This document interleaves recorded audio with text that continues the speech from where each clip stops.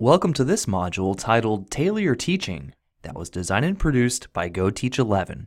Your journey starts here. In this module, you'll be able to define the need for differentiated instruction. You'll identify a few methods for differentiating instruction and be able to apply the learning to differentiate the content, process, and/or product in a mini lesson. You'll earn credit for this module by differentiating 2 out of the 3 in a mini lesson: the content, the process of learning, or the end product. We'll read a short article about differentiated instruction. You can access a link to this article in your Canvas resources when the time comes. Now that we have our focus, know how we'll show our learning, and the materials we'll need, let's get to work. Not too long ago, it was typically the elite few who received formal education. Today, thankfully, it doesn't matter what the status of your parents are. Every student in the United States has the right to free and appropriate schooling. Since we educate every student, a typical classroom is bound to have a wide variation of performance levels, which does complicate the lesson planning process. To be an effective teacher, you'll need to have the belief that every student can. This means knowing the strengths and weaknesses of your students and providing them opportunities for success. The attempts to tailor your teaching to meet the needs of your diverse group of students is known as differentiating instruction, and it's the focus of this module. Differentiating instruction is a dense topic. There's much more to know about it than we can cover in this video. Nonetheless, we hope to address the fundamentals of this topic so that you can apply the ideology in a mini lesson. First, we need to have a working definition of differentiated instruction. Carol Ann Tomlinson is a name and educational expert that is associated with differentiated instruction. She provides a brief overview in an article that was published by the website Reading Rockets. Although it appears the information is tailored for elementary reading teachers, the big ideas are captured nicely, and we can make connections to other contents. Please pause and read this article now by accessing the link in your Canvas resources.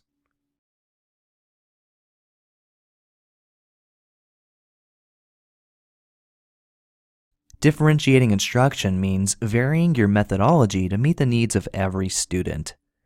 This can happen by tailoring the content you present, varying the way students process the content, and providing options for the end product in which students show their learning.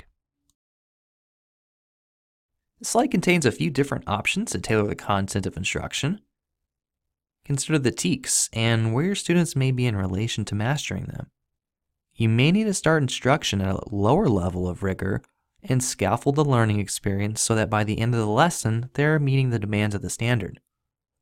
Another way to tailor the content is to relate the learning to students' interests, being culturally relevant in the problems and texts that you present. As you gain experience and you gather instructional materials, you can offer a choice of activities and offer a choice of text. Think to yourself, are there multiple representations of this concept? Which ones will different students relate to the most? What other text might accomplish a similar goal? One way to differentiate the content is paying special attention to the vocabulary. To do this, you'll need to think, what words or concepts are students likely to know and not know, and how can I create a quick experience that allows them to attach meaning to the word? The final suggestion for tailoring content is providing text at multiple reading levels. You'll need to consider how much of the text the students can understand on their own. We'll give a little bit more information about reading levels in the next slide. Reading levels. In any given classroom, you could potentially have a wide range of reading ability. You may have some students who are reading above grade level, on grade level, or below grade level. No matter what, there'll need to be plenty of opportunities for students to work with the grade level text. Now, students can understand more when a teacher guides instruction, when they guide the reading. Thus, Instructional reading levels are higher than independent reading levels. Whenever you ask students to read something where they understand 90% or fewer of the words, they'll be working at the frustration level and struggle to understand what they're reading. They may lose motivation to continue if they have little interest in the topic.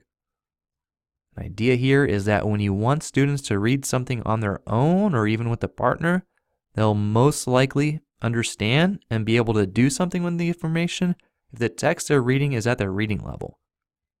NewsELA.com and ReadWorks.org are online platforms that provide free leveled texts. This means you could find one article that's written at multiple reading levels. You'll notice whenever you search for topics and select an article that there's a number next to each version of the text. For example, 650L. The L stands for Lexile. Lexile is a reading measure that shows how complex the text is by analyzing the vocabulary and the sentence structure. The higher the number, the more difficult the text.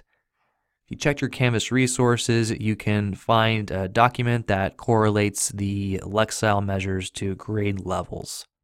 The big idea here is that you can differentiate content by providing a text at multiple levels, and the sites here provide those multi-level text for free.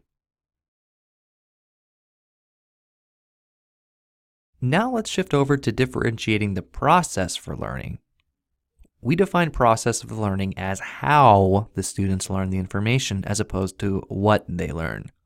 So the process is how they learn the content.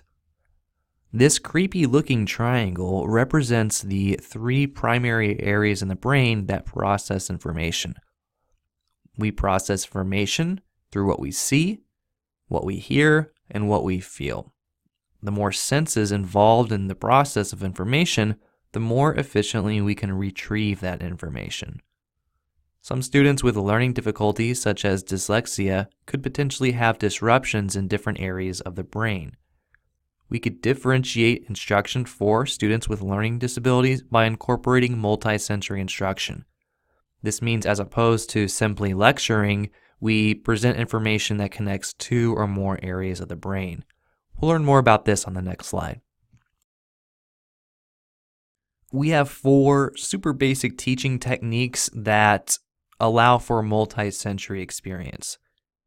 Imprinting, which is writing a word on the board as you say it, connects the sound to the sight. Having a spelling procedure where students write the word as they say it connects the letters, or graphemes we call them, the spoken sound, and the feel of actually forming the letters. You could integrate multisensory methods into memorizing terms by connecting gestures or motions to the words as they're spoken. You connect the kinesthetic to the auditory, and there's even the visual aspect to it. And finally, visual cues or nonverbal representations add that extra layer of support as they provide another version of the spoken and written word. The combination of presenting the content in different ways and facilitating a multisensory approach to instruction leads to one of my favorite terms in education, message abundancy. Message abundancy is when students have additional opportunities to process the information. There's increased chances for retention because the students are experiencing the information many different ways over time. The learning thus far has been pretty dense, so I'm hoping that this table can help clarify how you can tailor the process for learning. Using multisensory approaches to instruction, helping students see, hear, and feel the content is a way to differentiate the process of learning. In addition, providing audio for students who have difficulties reading, or allowing students to speak and record themselves instead of writing are ways to differentiate the process. You could have an individual work with a peer who can help them out, or so they could work and build off of each other's strengths. Peer support is a way to differentiate the process, as well as incorporating talk stems. If you want students to speak academically and write academically, but they quite haven't mastered the structures of language to do so, providing talk stems allows them to get into that academic speech much more efficiently. And finally, gradual release is a way to tailor the process by supporting students early on in the lesson, taking some steps together, gradually releasing until they perform the learning on their own is a way to tailor the process. All right, we're ready for tailoring the product of learning, and to do this, we'll watch a video of a skilled teacher who allows students to create different products for learning. Access this video from the teaching channel in your Canvas resources. As you watch, see if you can notice how the tasks are provided at different levels through a learning menu, and how there are a variety of ways for students to show their learning.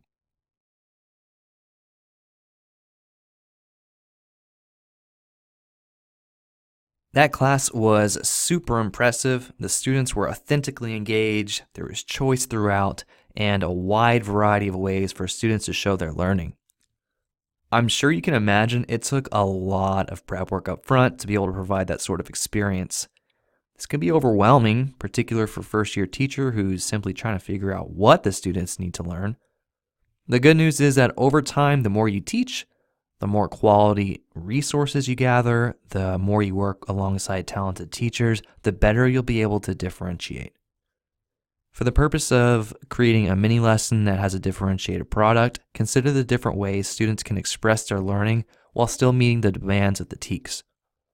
Seesaw.com is a website that allows the teacher to pose a question, and it allows for several options of response, including written response, audio, video response, and even a drawing response.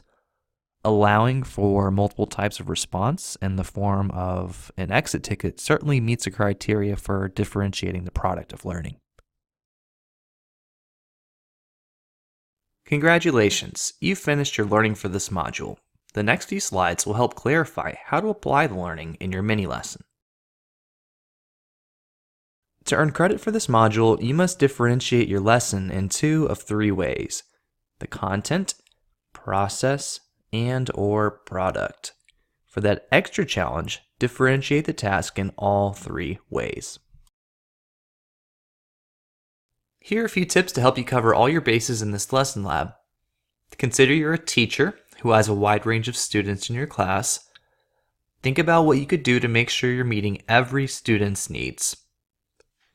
During the early phases of the 15-minute mini lesson, think about how you might preview the vocabulary before reading or experiencing a text.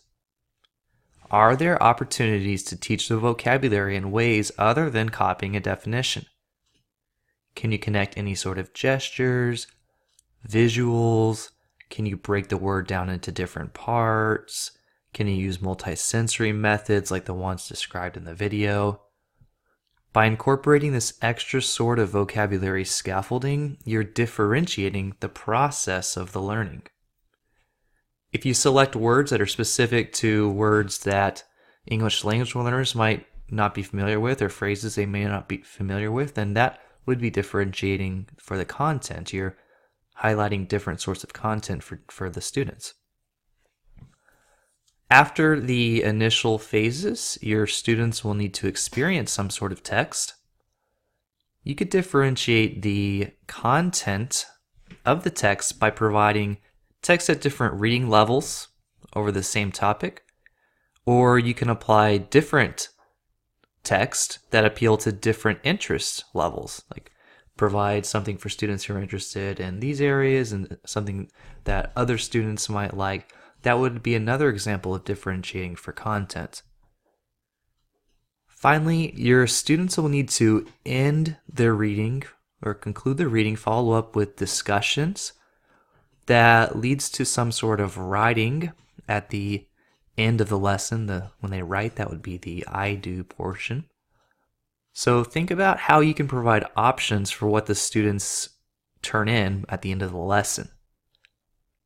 they'll need to write, but you can offer options for the writing for all students as well. Can they record themselves speaking, or can they tell you in person a summary or a collection of their ideas from the discussions in the reading? By allowing for different types of responses, you're differentiating the product of learning. This lesson lab is working with several advanced components of teaching. It is difficult, but it's realistic. These sorts of ideas and struggles and combination of ideas are things that you'll tackle with every day. The good news is that if you do need clarification, we're here to help you out, and we'd love to talk about the potential lesson plan or some of your ideas you have for your mini lesson and how we can really work these things together. So if you need any sort of help, please feel free to reach out to a certification coach. We're happy to help you at any time during your certification process. Thanks for watching this module titled Tailor Your Teaching that was designed and produced by GoTeach11. This video referred to an article about differentiation from Carol Ann Tomlinson that was published by readingrockets.com. We also referred to a video published by theteachingchannel.org and based the VAK triangle from the Irish Center's module on differentiated instruction. Images were downloaded from 123RF and Pixabay.